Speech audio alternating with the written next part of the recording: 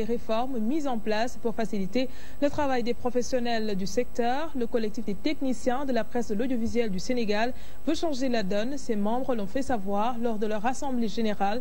Désormais, Boubou Sow est à la tête du collectif. Ndeye Fatim Lo a assisté à la rencontre.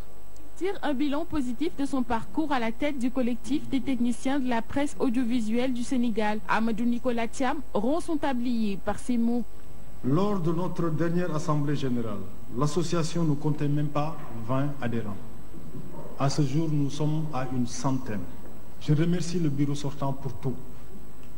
Désolé de le dire, mais je ne pourrai pas me représenter.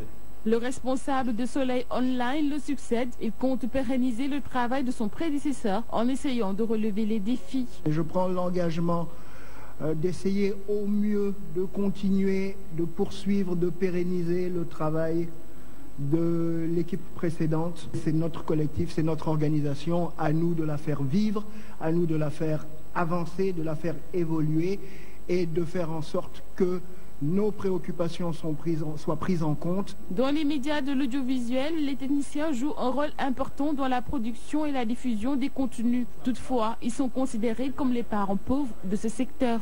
Les conditions sociales des travailleurs dans les entreprises de presse sont extrêmement difficiles. Même au sein du SYNPICS, c'est parfois, quand on parle d'intérêts moraux et matériels des travailleurs, on pense souvent aux journalistes plutôt qu'aux techniciens.